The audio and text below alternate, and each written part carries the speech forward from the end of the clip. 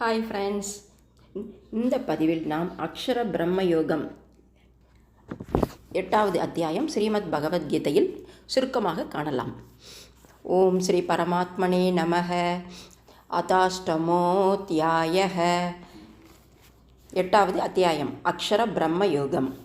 அக்ஷரம் பிரம்மம் என்ற 2 சொற்களும் பகவானுடைய சகுணம் நிர்குணம் என்ற 2 ஸ்வரூபங்களையும் குறிப்பது. ஓம் என்பது பகவானின் ஒரு திருநாமம். அதையும் அக்ஷரம் என்றும் பிரம்மம் என்றும் கூறுவார்கள். இந்த அத்தியாயத்தில் பகவானுடைய சகுண நிர்குண ஸ்வரூபம் பற்றியும் ஓம்காரம் பற்றியும் வர்ணனை வருகிறது. ஆகவே இந்த அத்தியாயத்திற்கு அக்ஷர பிரம்ம யோகம் என்று பெயர் வைக்கப்பட்டிருக்கிறது. இப்பொழுது நாம் சுருக்கமாக காணலாம்.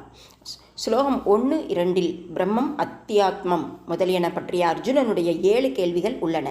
3 முதல் 5 வரை இந்த 7 கேள்விகளுக்கும் பகவான் சுருக்கமான பதில்கள் கூறி 6இல் கடைசி நேரத்து சிந்தனையின் பெருமையை கூறி 7 ஸ்லோகத்தில் அர்ஜுனா இடைவிடாது என்னை சிந்தனை செய் என்று ஆணையிடுகிறார். 8 முதல் 10 வரையில் யோக முறைப்படி பக்தியுடன் பகவானுடைய சகுண நிராகார ஸ்வரூப சிந்தனையுடன் உயிர் துறக்கும் முறையையும் அதன் பயனையும் கூறுகிறார்.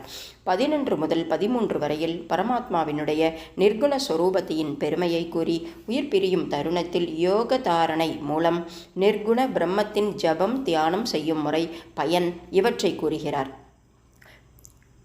பாசுரம் 14 தம்மை அடைவதற்கான எளிய உபாயம் அனன்ய பிரேமையுடன் இடைவிடாது சிந்தனை செய்வதுதான் என்றும் 15-16 பகவானை அடைந்து விட்டால் மறுபிறவி கிடையாது, மற்ற லோகங்களுக்கு போனால் திரும்பி வர நேரிடும் என்றும் கூறுகிறார்.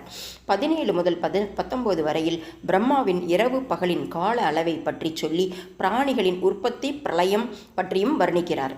20 ஸ்லோகத்தில் அவ்யயக்தத்தை காட்டிலும் மேலான மற்றொரு சனாதனமான அவ்யக்தம் உண்டு என்று கூறி 21-22 அதற்கு அக்ஷரம் பரமகதி பரமதாமம் பரமபுருஷன் என்று பெயர் கூறி அனன்ய பக்திதான் அந்த பரமபுருஷனை அடையும் உபாயம் என்கிறார்.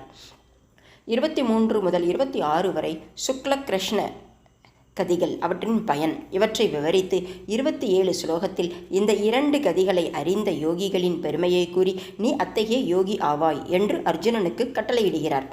28 இந்த அத்தியாயத்தில் கூறப்பட்ட தத்துவங்களை அறிவதன் பயன் கூறி அத்தியாயத்தை நிறைவு செய்கிறார். தேங்க்யூ. நன்றி.